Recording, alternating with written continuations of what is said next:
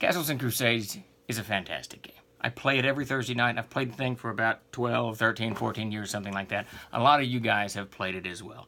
It's easy to learn. It's not expensive to get into. It's just fun, fun, fun.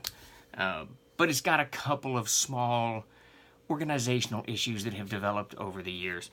One of which it has been brought to our attention mostly by Davis while he was writing some adventures for the Enzaya material that he's been working so much on, is the plethora of monsters that are everywhere, that are in so many different books.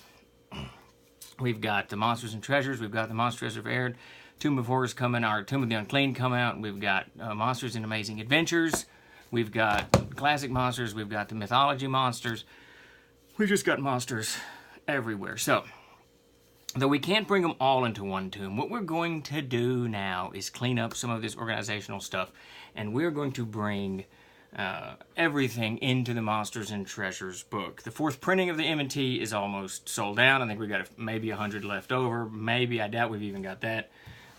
So we've got a fifth printing coming along, and now is a perfect time to take advantage of the organizational issue I mentioned earlier. So this book, Monsters and Treasures, fifth printing, will come out in the summer, sometime like that, but it's going to include a little bit more than the first, second, third, and fourth printings did.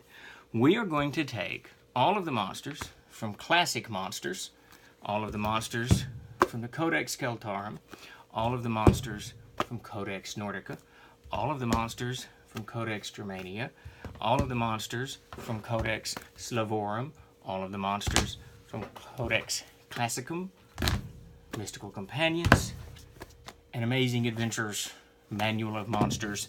And we're going to roll them all the monsters and all the treasure, into one monstrous book, if you will pardon my pun.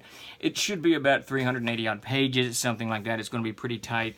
We're going to have to colorize these pictures, clean up some of the texts, maybe, you know, the experience points probably need a little adjustment here and there.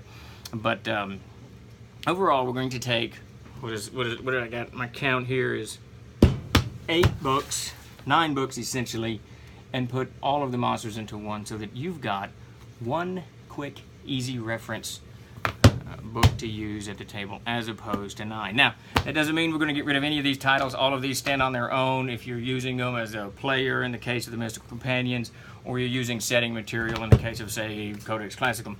You'll still have that book with those monsters in it, and it's all very, very good. But in the very, very near future, we will be bringing, via this Kickstarter, which is already funded, Monsters and Treasures 5th printing with everything in it.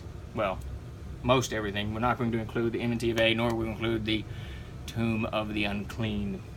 No. Tome of the Unclean.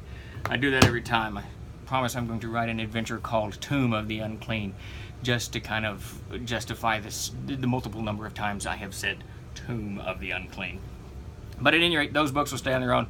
But Monsters and Treasures coming your way very, very soon. We'll colorize it, bring it all together, and clean up this organizational issue. We look forward to your support, and if you could spread the word, get people to pledge, put it up on your social media, we would be very, very appreciative. Let's get as many people involved in this as we possibly can. Thank you very much.